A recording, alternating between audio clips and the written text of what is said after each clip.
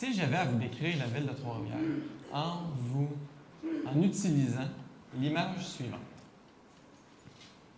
est-ce que je rendrais un portrait complet de ce qu'est la ville de Trois-Rivières? Je vous décrirais des immeubles à logement, la plupart avec des escaliers extérieurs en colimaçon, en métal, revêtement de briques, des logements entassés les uns sur les autres, vieillots, construits il y a des dizaines et des dizaines d'années. Je vous décrirai la proximité de ces logements-là face à différents services comme le dépanneur, la buanderie, les petites épiceries, le bureau de poste. Je vous décrirai ces logements-là comme proches du fleuve Saint-Laurent. Mais est-ce que je rendrais fidèlement un portrait complet de ce qu'est la ville de Trois-Rivières? Évidemment, la réponse, c'est non.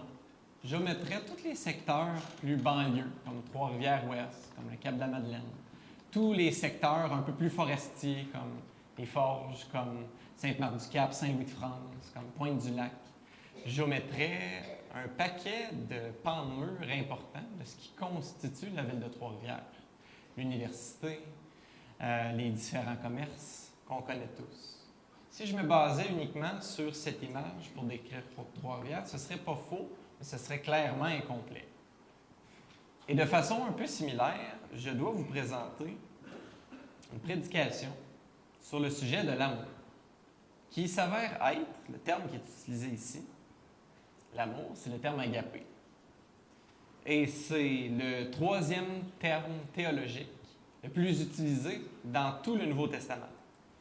Et quand on regarde l'ensemble de la Bible, avec l'Ancien Testament également, donc un mot en hébreu, un mot en grec, qui est agapé, qui serait un peu les synonymes l'un de l'autre, c'est également le troisième terme théologique le plus utilisé de toute la Bible, après la notion de justice et la notion de grâce. Alors, si je vais vous présenter une prédication sur le terme de l'amour, il va de soi que je vais devoir ratisser très large. Et je ne pourrais pas me permettre de sélectionner un seul passage, qui soit dans l'Épître aux Galates ou qui soit ailleurs dans la Bible, qui me permettrait de rendre fidèlement ce que Dieu explique dans sa révélation comme étant l'amour. Au même titre que je ne vous décrirai pas Trois-Rivières à partir d'un seul petit quartier ouvrier, je ne pourrais pas prendre un seul passage pour prêcher ce qui est un des aspects du fruit de l'esprit, qui est l'amour. Il va falloir ratisser large. Il va falloir ratisser large et il va falloir donc considérer l'ensemble de la révélation écrite de Dieu. C'est un projet ambitieux pour une seule prédication, ce qui fait que je n'aurai pas le choix d'être sommaire, d'être général. Mais tout de même, je vous invite à voir avec moi qu'à travers la structure qu'on va avoir dans notre prédication, les 3 points qu'on va regarder ensemble, et la question qui est en blanc, qui va sous-tendre l'ensemble de notre prédication, on va être capable de voir généralement comment est-ce que Dieu décrit la notion d'amour dans la Bible. Parce que c'est assez clair dans Éphésiens 5.1. Soyez les imitateurs de Dieu, puisque vous êtes ses enfants bien-aimés. Si on veut bien comprendre ce qu'est un des aspects du fruit de l'esprit, qui est l'amour, on doit comprendre comment Dieu lui-même le comprend et comment Dieu lui-même l'applique envers l'humanité et particulièrement envers les croyants, envers son peuple. De cette façon-là, c'est la meilleure garantie que nous avons d'être capable de bien appliquer ce qu'est l'amour dans notre propre contexte, avec les gens qui nous entourent. Si on comprend bien comment Dieu aime, on est capable de bien aimer en retour et donc d'être des bons imitateurs de Dieu. C'est ce qu'on va faire en survolant les généralités de l'ensemble de la révélation écrite. On va se poser une seule et même question à travers ces 3 points-là. Parce que le fruit de l'esprit, il est mentionné dans l'Épître aux Galates, au verset 22 du chapitre 5. Mais le fruit de l'esprit, c'est l'amour. Et là, il va y avoir d'autres énumérations après ça. Il est mentionné comme existant dans le contexte de l'Église locale. Le fruit de l'esprit, il est d'abord exercé, rendu évident dans notre lien les uns avec les autres. Donc, il ne sera même pas suffisant de bien comprendre comment Dieu aime. Il va être essentiel pour nous de comprendre comment nous, dans notre contexte d'Église, et plus largement avec l'ensemble des gens qu'on connaît, comment est-ce qu'on est appelé à concrétiser le volet amour du fruit de l'Esprit? Comment est-ce qu'on est appelé à s'aimer les uns les autres en Église locale de façon conséquente avec ce qu'on voit dans l'ensemble de la révélation comme étant la notion de l'amour? Et comment on est appelé avec quiconque autour de nous à aimer de façon conséquente avec ce qu'on lit dans la Bible comme étant la notion de l'amour? Tout au long de la prédication, pour ces 3 points que vous voyez, on va se poser la question suivante. Comment l'amour doit-il être vécu parmi nous de façon à refléter le caractère de Dieu et donc le fruit de l'Esprit? Ce seraient des synonymes ici. Et on va survoler 3 points. Le premier qui touche davantage le récit créationnel, où on va comprendre que Dieu chérit et valorise les êtres qu'il a créés. Le deuxième point, qui toucherait l'ensemble de ce qui est commandement, instruction, exhortation de la part de Dieu, où on va comprendre que Dieu encadre et instruit ceux qu'il désigne comme son peuple. Et finalement, le troisième point va survoler davantage tout ce qu'on pourrait qualifier de littérature prophétique dans la Bible. Je vous dis qu'on ratisse large, là.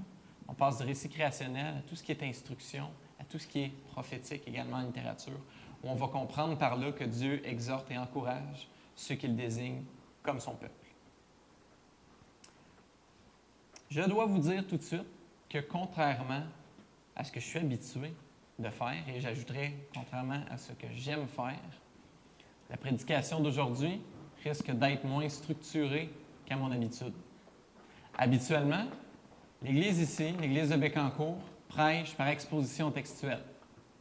C'est ma façon préférée de prêcher, où on prend une portion de texte et on en expose le contenu.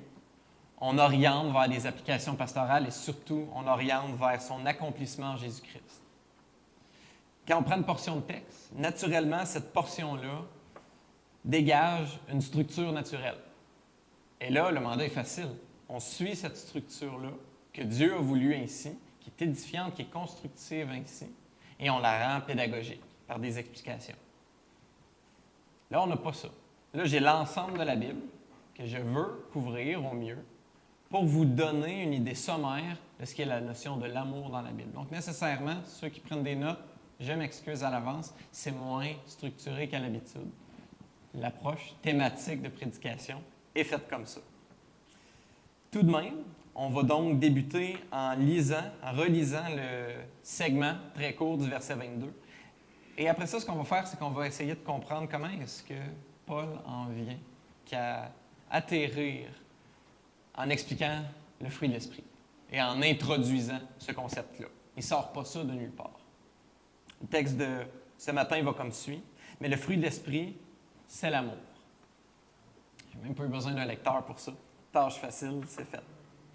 Et là, on remonte au verset 6, au verset 13, au verset 14, où Paul expose qu'il y a, au sein de la dynamique d'Église, au sein de notre lien les uns avec les autres, il y a des risques bien réels d'entrer en conflit si nous adoptons simultanément une mauvaise posture face à la loi de Dieu, de même qu'une valeur démesurée accordée à la liberté chrétienne.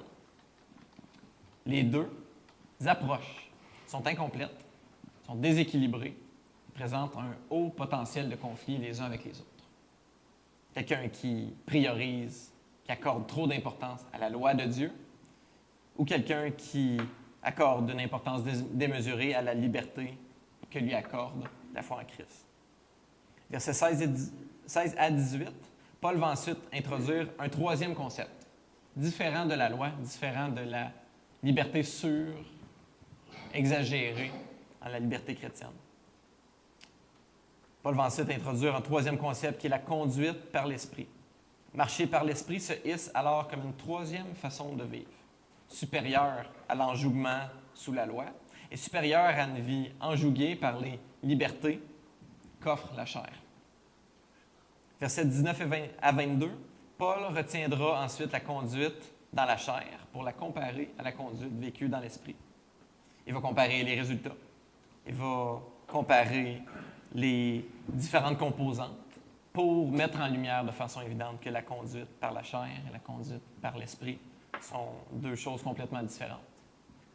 Pour Paul, un véritable chrétien abolira dans sa vie la présence de la chair.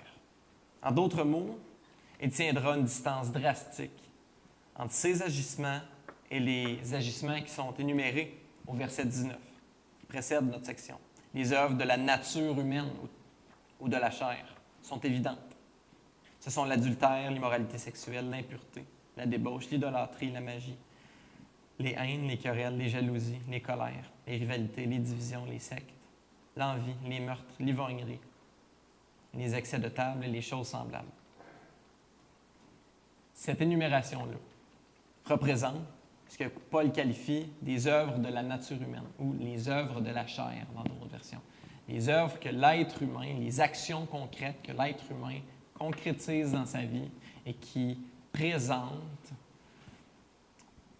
une indépendance face à Dieu, une séparation d'avec Dieu ou un refus de se soumettre à sa gouverne, même momentanément. En contraste à ça, le fruit de l'esprit, l'amour, la joie, la paix, la patience, la bonté, la bienveillance, la foi, la douceur, la maîtrise de soi. Contre de telles attitudes, il n'y a pas de loi. C'est la façon de vivre. Alors, l'amour, le premier terme qui est utilisé, l'amour agapé, terme très général dans le Nouveau Testament. Comment est-ce qu'on va chercher à le comprendre? D'abord, en débutant avec le récit créationnel. Depuis le début de la Bible, la vision des choses qui nous est présentée par Dieu est celle d'un Dieu qui chérit et qui estime profondément les êtres qu'il a créés. Le récit de la Genèse diffère, en ce sens, radicalement aux autres récits de création des autres cultures qui entouraient Israël. Parce que c'est pas tout le monde qui le sait, mais le peuple d'Israël n'est pas le seul peuple qui a pour lui un récit qui décrit comment son Dieu a créé le monde. Plusieurs autres cultures qui ont plusieurs autres versions. Et il y a un contraste drastique entre la façon dont la Genèse présente le récit de création du monde et ce que les autres cultures environnantes présentent en termes de croyances, en termes de déroulement. Certains vont dire à tort qu'il y a énormément de ressemblances.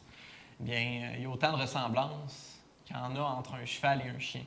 C'est beau de dire que c'est deux animaux à quatre pattes, mais au-delà des grandes généralités, il y a beaucoup plus de différences que de ressemblances. Et c'est ce qu'on va survoler rapidement. Et suivez avec moi, ça va avoir des répercussions directes dans la façon dont on a à comprendre comment Dieu adopte une posture d'amour et de bienveillance envers quiconque existe sur cette terre.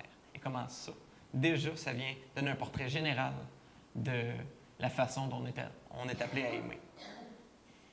D'abord, dans la Genèse, Dieu se présente comme un seul Dieu souverain et éternel, qui crée sans effort, mais qui prend aussi l'initiative volontaire de créer un monde et des êtres humains. C'est volontaire, c'est pas par accident.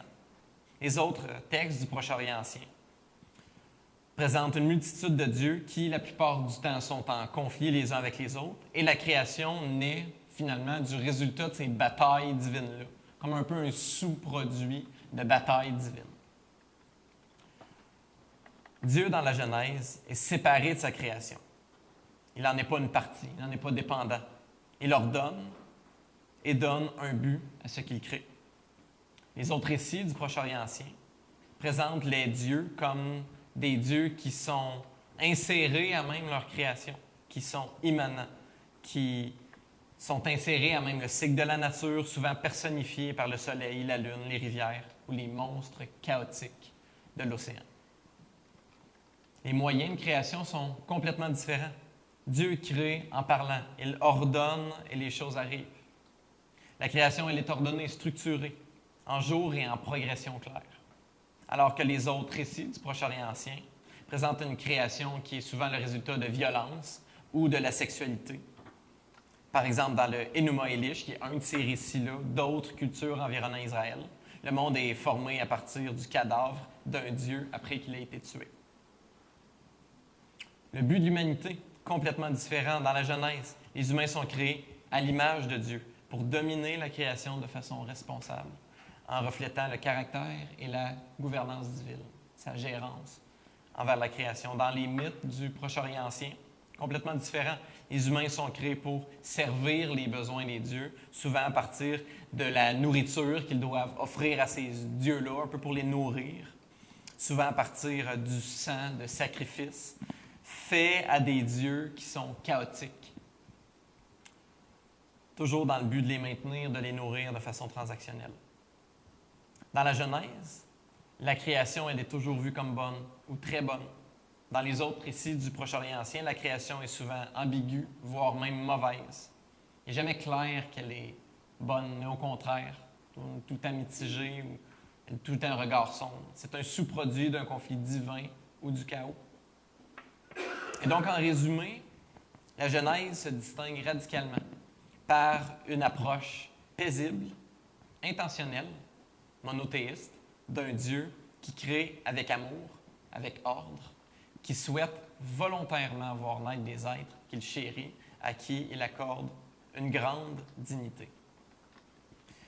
Dieu crée donc intentionnellement des êtres qu'il chérit et qu'il aime. C'est ça notre toile de fond, déjà, pour comprendre la notion d'amour. Et ceci est vrai de quiconque existe sur la terre. Dieu estime, chérit et aime chaque être humain qui vit sur cette terre. On revient à notre question de base, celle qui est en blanc à l'écran. Comment l'amour doit-il être vécu parmi nous de façon à refléter le caractère de Dieu et donc le fruit de l'esprit, à partir de ce qu'on vient d'apprendre là-bas? Eh bien, à notre tour, nous sommes appelés à accorder dignité, valeur et respect à quiconque existe sur cette terre. Et ce, peu importe ses habitudes de vie, ses croyances politiques, son origine ethnique, son arrière-plan, ses décisions, ses convictions. Ça a l'air simple, hein, déjà, ce premier élément-là. Mais je vous invite à voir avec moi, frères et sœurs, à quel point nous vivons dans un monde qui se prétend tolérant, qui se prétend apôtre de la diversité, mais qui n'a jamais été aussi violent, qui n'a jamais été aussi intolérant et drastiquement opposé à la vie, à la parole de Dieu, à l'Évangile. Une recherche menée par l'Université de la Saskatchewan en mai 2024, à peine un peu plus d'un an, est très percutante à ce sujet. Cette enquête nationale canadienne conclut, écoutez, c'est important, conclut que près d'un Canadien sur 4 dit qu'il serait justifiable d'utiliser la violence pour promouvoir ou défendre un point de vue politique qu'il soutient. De plus, environ un Canadien sur 5 estime qu'il peut être justifié de recourir à la violence contre ceux qui expriment des opinions politiques opposées. Ça, c'est en 2024. C'est une recherche universitaire, ce n'est pas un sondage léger fait sur le fly. C'est de la recherche rigoureuse, faite dans le pays le plus paisible au monde, avec les pays scandinaves, qui démontre la profonde violence qui nous habite en ce moment. À l'image de toutes ces croyances du Proche-Orient ancien, qui présentent le chaos, la violence, le désordre comme fondement, comme vision du monde. Et en contraste à ça, eh bien, on a la Genèse. On a cette grande toile de fond où Dieu initie les choses d'un pas complètement différent. Nous vivons à un moment de l'existence humaine où les divergences fondamentales de conviction peuvent maintenant mener des gens à faire preuve de violence, même ici, même au Canada. Et en contraste avec ce contexte si négatif, Dieu estime, chérit et aime chaque être humain qui vit sur cette terre. Et nous sommes appelés à accorder dignité, valeur et respect à quiconque existe sur cette terre, peu importe de qui il s'agit. Deuxième point qu'on a, Dieu encadre et instruit ceux qu'il désigne comme son peuple. Alors qu'on a survolé jusqu'ici le récit créationnel, on continue en portant notre attention à tout ce qui pourrait être considéré comme une instruction ou un commandement dans la Bible. On pense par exemple aux 10 commandements, plus largement à l'ensemble de la loi de l'Ancien Testament, aux exhortations des livres de sagesse dans l'Ancien Testament, à toutes les instructions qu'on trouve dans le Nouveau Testament, jusqu'aux exhortations que Jésus va présenter aux 7 églises dans l'Apocalypse. La Bible est tout de même remplie d'instructions, d'orientations où on distingue le bon du mauvais, le blanc du noir, ce qui devrait être fait de ce qui devrait être évité d'être fait. Qu'est-ce qu'on peut apprendre de ce contenu spirituel pour nous instruire sur l'amour de Dieu et donc sur l'amour que nous sommes appelés à démontrer les uns aux autres? Et plus largement, en quoi le fait que Dieu veuille restreindre notre champ d'action, notre liberté de vivre, peut-il correspondre à nous montrer de l'amour? C'est souvent la grande question. Pourquoi Dieu veut restreindre mes façons de faire? Pourquoi Dieu veut restreindre mes façons de vivre? Pourquoi Dieu ne veut-il pas accepter que je veux vivre d'une certaine façon? Pourquoi est-ce qu'il est toujours en train de vouloir encadrer? On a seulement besoin d'avoir été parent très peu longtemps pour savoir qu'un enfant laissé à lui-même, sans encadrement, ne se développe pas très bien. De façon similaire, si je me mets à manger ce que je veux, quand je veux, à la quantité que je veux, je vous le dis, dans 6 mois, je vais avoir des problèmes de poids, des problèmes de santé qui vont se développer.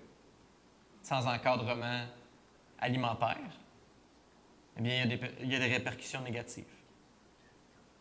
On a tous, pour la plupart, d'une façon ou d'une autre, une forme d'agenda, une forme de calendrier où on cadre notre temps. Quelqu'un m'avait déjà dit, plus tu as de temps, plus tu le perds, moins tu as de temps, plus tu le gères. Si on encadre le temps, on a une vie fructueuse. Si on n'encadre pas le temps, on le perd. Encore une fois, l'encadrement. Spirituellement, tous les chrétiens que j'ai connus dans ma vie, qui étaient réticents à la notion de redevabilité, qui étaient réticents à la notion d'enseignabilité, qui sont 2 types de cadres, ont connu un tracé de vie négatif et infructueux, pour ne pas dire qu'ils ont carrément connu des échecs. La vérité que Dieu nous communique face à ce 2e grand fondement, qui est le fait qu'il nous encadre, qu'il nous pointe une direction, qu'il chérit et qu'il souhaite qu'on adopte, et qu'il désire fortement qu'on renonce à d'autres façons de vivre. Eh bien, la vérité que Dieu nous communique face à notre nature profonde, elle est percutante ici. Nous avons profondément besoin d'un cadre, d'instruction, d'une marche à suivre pour nous épanouir réellement. Et Dieu, par amour, nous offre ce cadre, nous le rend accessible. Un cadre par excellence dans lequel on peut expérimenter une harmonie réelle, une paix avec Dieu, avec les autres autour de nous et avec le monde créé. Et c'est seulement en se soumettant volontairement à ce cadre et à sa gouvernance sur notre vie que cet épanouissement est possible. Dieu ne fait pas que fournir un cadre, il le rend accessible, il le rend tangible, et partout dans la Bible, ça devient évident. On n'a qu'à penser à la sagesse qui est personnifiée dans les Proverbes, qui crie à la porte d'entrée des villes, l'endroit le plus évident, qui serait un peu l'équivalent du centre-ville, et qui va rendre accessible l'invitation à quiconque d'apprendre de la sagesse. On n'a qu'à penser à la loi du Pentateuque qui ne fait pas qu'exclusivement encadrer le peuple d'Israël, mais qui va constamment considérer le fait que si quiconque voudrait joindre l'Alliance à travers le Pentateuque, mais il peut le faire. Il prévoit un fonctionnement en conséquence, laissant toujours une porte ouverte. On n'a qu'à penser à Jésus, qui prêche sur les places publiques, le sermon sur la montagne, qui invite quiconque à se placer sous son fardeau qui est doux, son joug qui est léger, qui lance une invitation publique, une main tangible, pour saisir cette invitation à se placer sous sa gouverne. En effet, Dieu se rassemble un peuple, mais il ne nous laisse pas seuls ensuite. Il nous octroie sa révélation écrite, son esprit, sa guidance, le peuple de Dieu comme un écosystème pour nous tirer vers le haut. Il nous offre toutes les circonstances dont on a besoin pour être capable de saisir ce cadre et de l'appliquer à notre vie. Et en plus de ça, il nous le dit dans la révélation écrite, et je vous invite à voir comment c'est vrai. J'irais même jusqu'à dire comment c'est vrai, que vous soyez chrétien ou pas. Quand on adopte d'une façon ou d'une autre une orientation de vie qui correspond à ce qui est l'orientation favorisée par Dieu dans la Bible pour mener notre vie, on s'en sort toujours mieux. Vous remarquerez, quiconque fait preuve d'honnêteté, de façon générale, va s'en sortir mieux que s'il mène une vie de malhonnêteté. Quiconque mène une vie disciplinée va s'en sortir mieux, va avoir plus de succès que s'il mène une vie à coups de vent, à coups de tête partout, à courir comme une poule pas de tête. J'écoutais 2 podcasts récemment, ceux qui sont des amateurs de football canadien. Je ne suis pas tellement amateur de football canadien, j'aime le football de la NFL, mais quand même, c'est une belle ligue. Étienne Boulay et Mathieu Proulx, 2 anciens joueurs des Alouettes qui ont eu une grande carrière et qui, même après leur carrière dans la Ligue canadienne, ont su même tirer leur épingle du jeu dans d'autres domaines que le football. Chacun présentait son parcours et il y avait une variable inévitable qui revenait quand ils expliquaient comment ils ont fait pour se rendre à jouer professionnellement, quand même au football, c'est pas rien. La discipline, la rigueur, le cadre de vie. La discipline, la rigueur, le cadre de vie. Ils se sont disciplinés. Pourtant, ce ne sont pas des gens qui sont chrétiens. Ils ont adopté une valeur fondamentale à la Bible qui est « travaille fort, discipline-toi, adopte des habitudes de vie qui vont être favorables pour ton hygiène de vie personnelle. » Et qu'est-ce qui se passe? Ils connaissent du succès dans leur domaine. Est-ce que ça va toujours faire en sorte que quelqu'un joue professionnellement dans une ligue? Non. Mais d'une façon ou d'une autre, si vous adoptez les valeurs bibliques, ça va toujours avoir du bon. Dieu fait ce cadre-là ainsi. Et à plus forte raison, quand on est chrétien, quand on est croyant, et qu'on se résout, qu'on se détermine à adopter une façon de vivre conséquente avec la volonté de Dieu en toutes choses, dans notre façon de parler, dans notre façon d'être, dans la gestion de notre temps, dans la gestion de nos finances, dans la gestion de nos relations autour de nous, dans la gestion de notre travail, nécessairement, ça l'honore, mais ça a aussi énormément de bon pour nous-mêmes. On se construit en des personnes qui sont plus épanouies. Pourquoi? Eh bien, parce qu'on s'en va s'insérer dans une orientation de vie qui est ce pourquoi on a été créé pour être. On a été créé pour rendre gloire à Dieu, en adoptant une façon de vivre qui lui rend gloire et en entrant dans cette façon de vivre-là, en l'adoptant, en se glissant dans ce rôle-là. Ça a énormément de bénéfices pour notre personne, pour les autres autour de nous, et ça rend gloire à Dieu. D'un côté, nous sommes donc, pour revenir aux fruits de l'Esprit, d'un côté, nous sommes certainement appelés à mener volontairement notre vie sous l'aimante gouvernance de Dieu, sachant qu'il encadre notre vie pour notre bien et pour nous démontrer son amour exemplaire. Mais plus précisément, répondons à la question qui est celle en blanc à nouveau, quant à notre deuxième point. Comment l'amour doit-il être vécu parmi nous, de façon à refléter le caractère de Dieu et donc le fruit de l'Esprit, en considérant toutes les instructions que Dieu nous laisse. On répondrait à ça que nous sommes aussi appelés à favoriser chez les chrétiens de notre Église, comme en notre propre personne, une vie qui se place sous cette gouvernance divine, qu'on pourrait appeler une vie d'obéissance. Comment est-ce qu'on manifeste l'amour comme un fruit d'esprit à l'image de toutes les instructions que Dieu nous donne?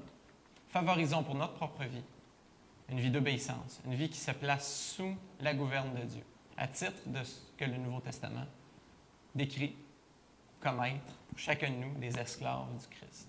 Nous sommes des esclaves du Christ, appelés à se soumettre complètement à la volonté d'un maître. Pas à notre propre volonté, mais à les céder au maître. Maître étant Jésus. Et en faisant ça, eh bien, évidemment, on rend gloire à Dieu, mais aussi on se hisse comme des exemples pour d'autres. Comme j'ai appelé ça des vecteurs d'influence pour d'autres, à faire la même chose. On initie une direction. On donne le cap à une direction. Que d'autres, après ça, eh bien, on les encourage à la suivre. On se hisse comme exemple, un peu à l'image de Paul qui dit « Soyez mes imitateurs comme je suis l'imitateur de Christ ». Ce n'est pas de la vantardise, ce n'est pas de la prétention, c'est un mandat biblique. C'est un mandat biblique d'un disciple qui dit à d'autres disciples Soyez mes imitateurs, suivez-moi, suivez mon pas. Moi, là, je vais me soumettre à la gouvernance de Christ. Faites comme moi. Faites de la même façon. Et ensemble, on va tous être les uns pour les autres des vecteurs d'influence forts. Des vecteurs d'influence qui vont nous mener à réellement donner un pas, donner un ton vers une vie soumise à la gouverne divine, entièrement préoccupée par l'obéissance, par la mise en priorité de la volonté de Dieu en toutes choses. Commençons par nous-mêmes et considérons aussi les autres. Dieu nous appelle à favoriser maintenant l'obéissance et la pleine consécration des autres chrétiens autour de nous, tant par nos paroles que par nos actions. Troisième point, Dieu exhorte et encourage ceux qu'il désigne comme son peuple. Et c'est là qu'on survole de façon générale ce que la Bible appelle la littérature prophétique. On pense aux grands prophètes de l'Ancien Testament, Ésaïe, Jérémie, Ézéchiel, on peut même dire Daniel, Zacharie, mais aussi aux 12 prophètes. On pense aussi à ces passages-là des évangiles où il y a certains segments prophétiques. On pense certainement au livre de l'Apocalypse également, qui contient plusieurs segments prophétiques. Et c'est là que je veux donc approfondir avec vous comment est-ce que toute cette littérature prophétique-là peut nous aider à mieux comprendre qu'est-ce que l'amour de Dieu et comment l'appliquer dans notre quotidien. Que peut-on apprendre du contenu spirituel des prophètes pour nous instruire sur l'amour de Dieu et donc sur l'amour que nous sommes appelés à nous démontrer les uns aux autres? Eh bien, de façon générale, tout récit prophétique peut être caractérisé par différents éléments. D'abord, dans tous les récits prophétiques, toute la littérature prophétique, on a un appel à la repentance, où les prophètes rappellent au peuple de Dieu son alliance et l'appellent à revenir à l'obéissance, en dénonçant l'idolâtrie, l'injustice, l'immoralité, le manque de prise au sérieux des dirigeants de peuple face à leur mandat, par exemple. L'ensemble de la littérature prophétique va aussi interpréter l'histoire, où on explique comment le déroulement d'événements dans l'histoire, que ce soit des événements de libération nationaux ou des échecs comme l'exil, eh bien, comment ces événements de l'histoire doivent être interprétés avec un angle théologique, avec un angle biblique pour bien les comprendre. Régulièrement dans les prophètes, ce qui est annoncé, c'est le jugement. Les prophètes avertissent des conséquences à venir si le peuple persiste dans le péché. Destruction, exil, calamité, montrant la sainteté et la justice de Dieu. Les prophètes vont tous proclamer l'espérance. Ils annoncent la restauration, la venue du Messie, la rédemption. Un avenir de paix et de bénédiction pour Israël et pour, plus largement, le peuple de Dieu. Dans les prophètes, il y a toujours cette idée-là de révéler la volonté de Dieu. Ils dévoilent, chacun des prophètes, les desseins de Dieu sur le long terme. Pas seulement pour Israël, mais même pour toute l'humanité. Et finalement, et de façon peut-être plus évidente, un prophète, c'est un porte-parole de Dieu. Les prophètes sont la voix officielle de Dieu dans un contexte où le peuple et les dirigeants s'égarent. Ils corrigent, instruisent, encouragent et avertissent. Ce qui fait que de façon générale, on pourrait diviser en deux ce qui constitue la littérature prophétique. D'un côté, exhortation, confrontation, jugement. Quelque chose de dur, quelque chose de lourd à lire un lundi matin avec un café avant d'aller travailler.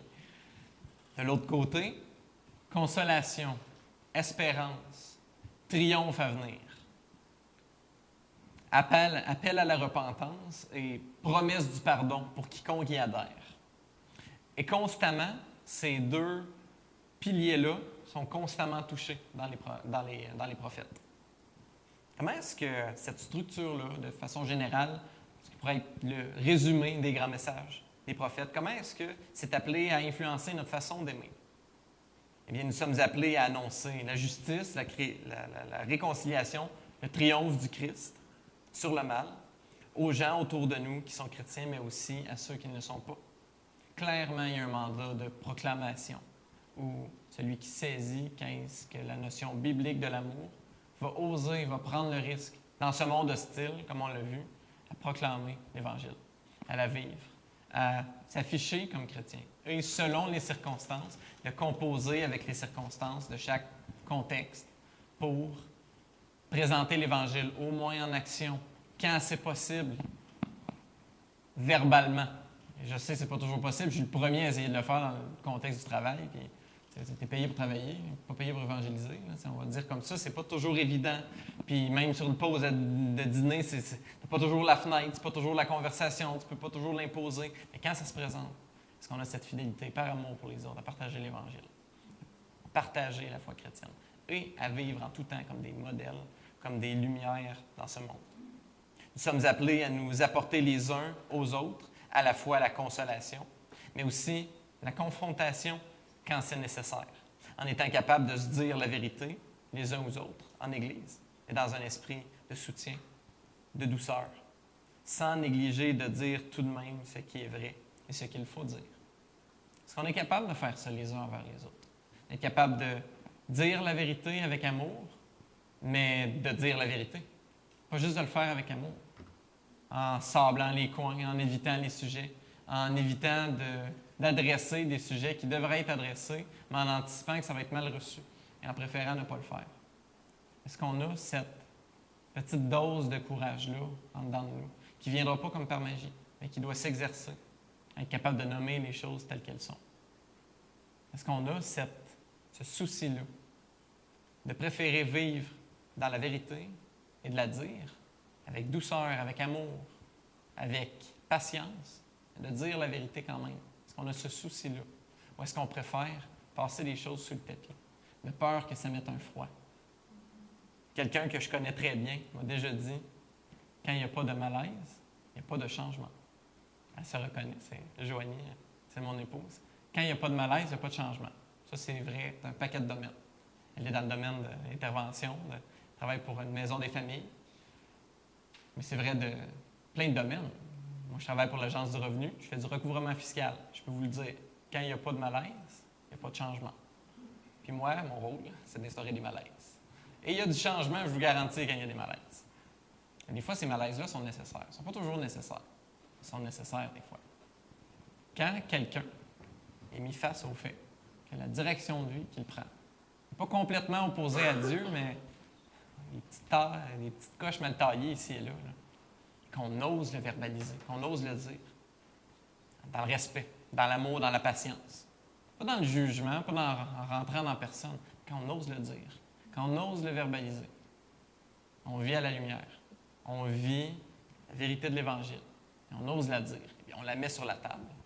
Et là, un vrai chrétien, quelqu'un qui est réellement habité par l'Esprit de Dieu, va être travaillé par cette vérité-là. Et ça va nous permettre ensemble d'être des vecteurs d'obéissance, se soumettre ensemble, point 2, à la gouvernance de Dieu. Et c'est encore la meilleure façon d'accorder dignité et valeur et amour, point 1, à chacun d'entre nous. Quand on ose dire les choses avec amour, on préfère le bien de l'autre, même si momentanément, ça risque de créer des malaises. On préfère ça que de tolérer une situation qui serait, au bout du compte, endommageante pour notre prochain. Ça, c'est faire preuve d'amour. Conclusion. Le peuple de Dieu exprime l'amour comme le fruit de l'esprit de 3 façons. En accordant une grande valeur et une haute dignité à tout être humain. En se soumettant à la gouvernance de Dieu et en encourageant les autres à s'y soumettre. Et finalement, en exprimant l'amour, ou plutôt le souci de l'autre, dans la vérité, et la vérité dans le souci de l'autre. Je vous invite maintenant à voir comment la personne de Jésus-Christ est l'illustration parfaite de quelqu'un qui a réussi à accomplir, à incarner, non seulement le fruit de l'esprit, mais une vie parfaitement vécue dans l'amour. Alors que Jésus-Christ est le premier-né d'une nouvelle création. Et nous accordant à chacun la nouvelle naissance, il fait dans la vie de chacun de nous une œuvre particulière pour nous joindre à une nouvelle création. Il fait de nous des nouvelles créatures. Point 1. La création et la recréation. qui débute par le peuple de Dieu. Et Jésus, étant présent dès la création du monde, est celui qui va venir initier une nouvelle création, en nous accordant la nouvelle naissance. Et il accorde à chaque membre de sa nouvelle création valeur, dignité et amour. Jésus va aller loin dans ses enseignements. Matthieu 12, Jean 15, il nous appelle ses amis, il nous appelle des membres de sa famille. Face à cette nouvelle création, Jésus se présente comme un grand roi, le grand roi de cette nouvelle création, à qui nous sommes appelés à nous soumettre à titre d'esclaves, des esclaves d'un bon maître. Le roi sur sa création qui nous invite à se placer sous sa gouverne plutôt que sous la gouverne d'un autre, que cet autre-là soit une autre personne ou un ensemble d'autres croyances. Il nous invite. Soumettez-vous à ma gouverne, dit Jésus, et voyez toutes les promesses auxquelles vous allez avoir accès. Pardon éternel de vos péchés. Festivité éternelle dans un monde que je vais éventuellement finir de recréer. Triomphe à tout jamais sur le mal et régner avec moi sur un monde entièrement recréé. Alors que vous allez régner avec moi parce que je vous greffe à mon règne. Vous comme des serviteurs, moi comme le maître. C'est ça sa grande invitation. À l'image des prophètes, Jésus parle au nom de Dieu, évidemment, étant Dieu lui-même, et apporte à la fois confrontation et consolation à son peuple, annonçant son retour et invitant quiconque à se repentir en se plaçant sous sa gouverne. Jésus-Christ est l'incarnation parfaite, par excellence, de ce volet amour du fruit de l'Esprit, ainsi que de tous les autres volets d'ailleurs. Mais quand on pense à l'amour, on a ce modèle par excellence qui est Jésus. Le roi sur sa nouvelle création, qui appelle à la repentance et qui promet, par son retour, triomphe éternel sur le mal, à quiconque se place sous sa gouverne. Prions ensemble. Seigneur, merci pour ta parole, ta bonté, ta générosité, ton invitation à nous placer sous ta gouverne et à persévérer dans une direction de vie où tu es le maître et nous sommes les esclaves, nous sommes les vassaux d'un grand roi. Tu promets un fardeau doux, un joug léger à quiconque se place sous ta gouverne. On veut te remercier de ta bonté et du fait que tu es si bien intentionné envers quiconque se tourne vers toi. Aide-nous à manifester les uns aux autres et aux gens autour de nous, de façon générale, l'amour comme un des aspects du fruit de l'Esprit. Aide-nous à rayonner ainsi des valeurs de l'Évangile et utilise cet amour, utilise en nous l'œuvre du fruit de l'Esprit pour avancer l'œuvre de l'Évangile partout au Québec. Amen.